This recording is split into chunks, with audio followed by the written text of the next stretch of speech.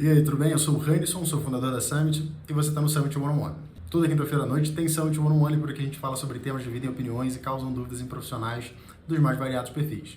Para esse nosso 29º episódio da série, a gente escolheu o tema Candidate Experience ou Experiência de Candidatos. Então, se você se interessa pelo tema ou tem algumas dúvidas e quer ouvir a opinião de um recrutador, vem comigo para o vídeo. Mas antes de começar, aproveita para já deixar o teu like nesse vídeo e se inscrever no canal, assim você fica por dentro de tudo que a gente produz por aqui e ajuda o nosso vídeo a chegar a mais pessoas que podem também se beneficiar desse conteúdo. Esse vídeo nasceu a partir de uma recomendação, de uma sugestão de um dos nossos espectadores aqui, que foi o Marcos. Então, Marcos, antes de qualquer coisa, muito obrigado. E a sugestão dele foi justamente falar sobre a experiência do candidato, por exemplo, em plataformas como a Gup. Hoje a Gup, sem dúvida, é o principal ATS, a plataforma mais conhecida aqui no Brasil, e realmente tem muitos candidatos que têm uma experiência bastante ruim, ou que são experiências ali que as pessoas reputam como experiências que não foram boas, não foram positivas, especialmente por coisas que eles não conseguem entender muito bem como é que funcionam, principalmente por causa da inteligência artificial ali, na parte de seleção de currículos. Enfim, tem algumas histórias de pessoas que postaram um currículo, um monte de lore em Y, não li nada escrito realmente, e o currículo foi aprovado, e outras pessoas que postaram um currículo ali legítimo, com tudo corretinho, e não foram aprovados. É lógico, cada caso é um caso, tem suas particularidades. Meu ponto aqui não é bater na Gup ou falar qualquer coisa assim, mas talvez trazer aqui um pouco sobre o que acaba impactando, ou quais são aquelas queixas mais comuns de candidatos em processos seletivos, e como você, na condição de candidato, pode lidar com isso. Então vamos às dicas. A queixa número 1 de processos seletivos provavelmente é: eu não recebi um feedback, eu não sei o que aconteceu. E a gente tem um vídeo na Summit exclusivamente falando sobre feedback. Eu vou deixar aqui no card, então vale a pena você também dar uma olhadinha lá e entender um pouco mais sobre por que isso eventualmente pode acontecer. Mas como lidar com uma situação onde você fica ausente, sem saber o que aconteceu? No vídeo eu apresento algumas soluções, mas isso normalmente acontece porque, número 1, pode ter um volume muito grande de trabalho e realmente a pessoa que está ali conduzindo o processo seletivo não ter conseguido te dar esse feedback, ou mesmo às vezes a pessoa foi substituída, ela não está mais naquela empresa, saiu, foi para outra, e a pessoa que, por exemplo, assumiu o processo seletivo, ela não tem track record. É uma possibilidade. A outra é realmente uma falha humana, então a pessoa precisava fazer aquilo e ela acabou não fazendo porque, enfim, ela esqueceu, ou porque por algum motivo ela não conseguiu te dar o feedback. E o outro, é claro, pode ser realmente uma questão de descaso, cultura, mas eu acho que nesse caso aqui a gente está falando de casos mais raros, porque inclusive para o recrutador é sempre bom estabelecer ali relações boas com candidatos, porque nunca sabe quando você vai precisar dele de novo ou ele vai precisar conversar com você. Considere que o feedback, no final das contas, ele tem dois pontos. Às vezes também o recrutador fica ali meio que no vácuo, sem saber o que aconteceu com o candidato também só desaparece. Nesses casos, eu sugiro ali no vídeo que eu estou deixando aqui no card, que você busque ali de alguma maneira alinhar com o teu recrutador. Olha, quando que eu vou ter um feedback, ou quando eu deveria esperar um feedback de você, e mesmo que isso não aconteça, você mande ali umas mensagens para ele, perguntando: olha, tudo bem, se tem algum feedback, fiquei muito interessado, e assim por diante. No vídeo, que eu estou deixando aqui, mais uma vez, você consegue aprofundar um pouquinho mais sobre isso. Então, com relação a essa queixa, você consegue, inclusive, lidar com isso, com esse problema, de uma maneira bastante proativa. Em segundo lugar, nas queixas, provavelmente o vice-campeão é pouca clareza em relação aos motivos de reprovação no processo seletivo, e isso realmente gera bastante questionamento. Eventualmente, você tem um candidato realmente que é muito forte, que vai participar de um processo seletivo e, eventualmente, ele vai ser aprovado. E, lógico, tem diversos motivos para que isso aconteça. Eu acho que, frequentemente, é importante você considerar que a pessoa que vai te dar o feedback nem sempre teve muita clareza ou recebeu clareza da pessoa que te reprovou, porque nem sempre é a mesma pessoa que está te reprovando. Por exemplo, imagine que você fez uma entrevista com o RH te aprovou, você avançou para uma entrevista, por exemplo, com o gestor. E ali o gestor falou: olha, eu não vou avançar com esse candidato, eu prefiro o outro. Na hora que perguntam para ele um motivo, assim, de maneira talvez um pouco mais direta, ele não consegue precisar, porque nem sempre ele tem uma coisa negativa a respeito do candidato que ele não está avançando, mas ele tem coisas que são muito mais positivas em relação aos candidatos que ele está avançando. Então considere isso. O recrutamento e seleção sempre tem a ver com algum grau de comparação. Você vai estar sendo comparado com outras pessoas. E ali você vai selecionar, ou seja, vai escolher aquela que faz mais sentido avançar.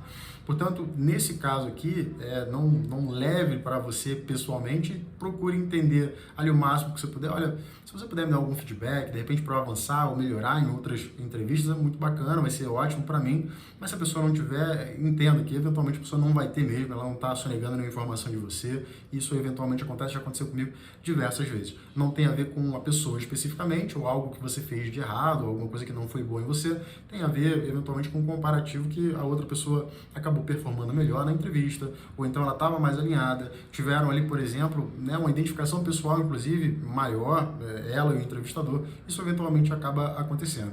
Então, como segundo item, eu te sugiro realmente tentar entender o máximo que você puder. Se você não conseguir, realmente considere que aquilo ali eventualmente pode ser um fato. A pessoa que está te dando feedback, ela não tem a minúcia, ela não tem o detalhe do motivo pelo qual você foi reprovado. E para o terceiro lugar, provavelmente o excesso de etapas no processo seletivo é a grande causa de queixas. É muito frequente que candidatos reclamem quando você tem um processo seletivo que é muito extenso, ele tem muitas etapas, ele precisa conversar com diversas pessoas. É lógico, isso acontece porque a experiência do candidato sofre muito. Eventualmente você vai conversar com 2, 3 pessoas que vão te perguntar basicamente a mesma coisa. É lógico que isso tem a ver com um certo grau de estruturação do processo seletivo interno da empresa, mas isso eventualmente também tem a ver com a própria cultura da empresa, que às vezes demora demais para tomar uma decisão, ou ainda realmente tem ali um certo grau de burocracia mesmo, você precisa realmente de muitas aprovações para conseguir avançar. Eu vejo que isso é cada vez menos comum, mas ainda acontece bastante e acaba impactando muito para o candidato. Nem sempre são etapas de interação diretamente com entrevistadores, gestores, pessoas da área de RH, por exemplo. Às vezes as etapas são etapas de teste e que consomem muito tempo, não são muito claras, não tem muita interação humana, não tem muita orientação, inclusive, para o candidato, e acabam passando como uma situação onde você faz aquele montão de teste, você não sabe nem para que serve aquilo, qual é o resultado que te aprova ou que te reprova, e no final das contas, o que aquilo realmente vai impactar quando a gente está falando realmente da tua qualidade profissional. Por exemplo, um teste de raciocínio lógico vai determinar quão bom contador você é. É lógico, a gente sabe que isso acaba sendo muito relativo. Esse é um dos principais fatores de reclamação que os candidatos têm em relação, por exemplo, a plataformas como a GUP, onde você tem que fazer uma série de testes, depois de ser reprovado, você não entende exatamente por quê, o que aconteceu, enfim. Mas, mais uma vez, nesse tipo de situação, onde você tem muitas etapas, é bem importante que você tenha, claro, 3 coisas. Número 1, aquilo é relevante para a empresa não estaria gastando tempo com aquilo se não fosse realmente relevante, então procure cumprir o melhor que você puder, dar o seu melhor em cada etapa. Número 2, é importante você conseguir controlar essa tua ansiedade, como eu falei em alguns vídeos anteriormente, porque quanto melhor você estiver, tanto emocionalmente, psicologicamente, para atender essas etapas, logicamente, melhor você vai performar, maiores as suas chances de conseguir a vaga que você quer.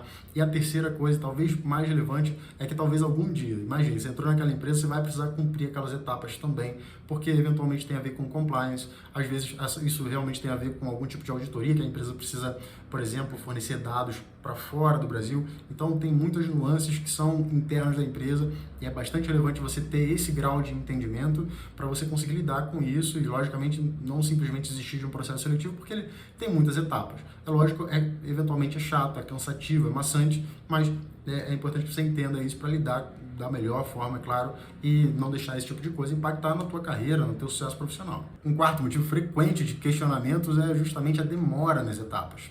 Acontece, por exemplo, de uma pessoa fazer uma entrevista hoje e daqui a 2 semanas você sequer tem um feedback com relação ao que aconteceu, se você avança ou não avança, é total silêncio. Então, esse tempo acaba causando muita ansiedade e, na verdade, até uma certa sensação de descaso.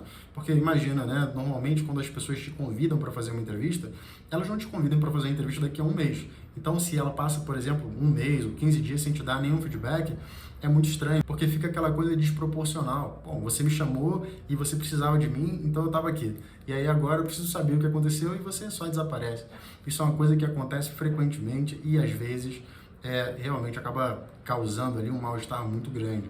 É lógico, a empresa ao fazer isso, ela também corre riscos significativos.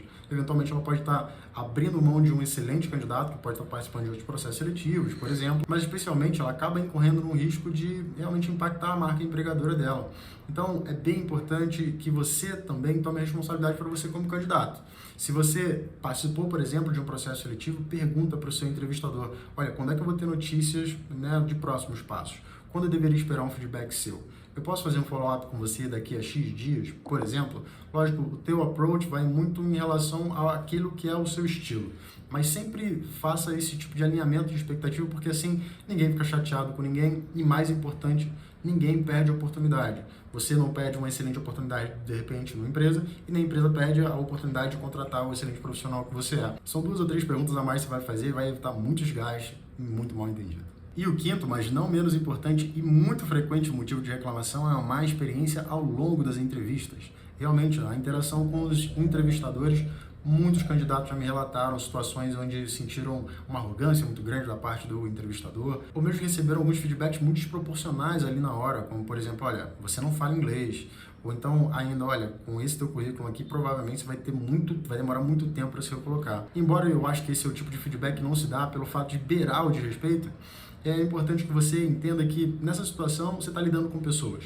Às vezes você vai estar falando com uma pessoa que é respeitosa, é bastante profissional e consegue colocar bem as palavras, te dar um feedback, mesmo que duro, de uma maneira inteligente. E às vezes você vai falar com uma pessoa que está num dia difícil, ou então que ela também não tem tanta articulação assim.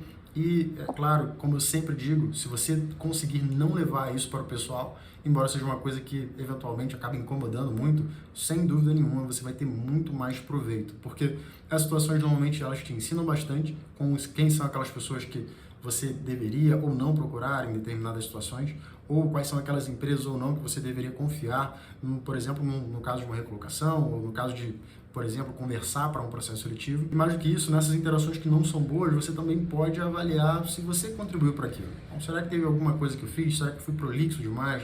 Será que teve alguma coisa que eu poderia ter falado e não falei? Será que, por exemplo, eu poderia ter sido diferente nessa situação? Eu costumo dizer que em recrutamento e seleção você tem a ciência e você tem a arte, porque, claro, os dados ajudam muito. Quanto mais conhecimento você tem, por exemplo, daquela vaga, daquela área para a qual você está recrutando, muito melhor. E essa é a parte que eu chamo de ciência. Mas tem a parte da arte, que é justamente lidar com gente. E como você, os seus entrevistadores e pessoas que vão estar se relacionando com você em processos seletivos, eles são humanos também.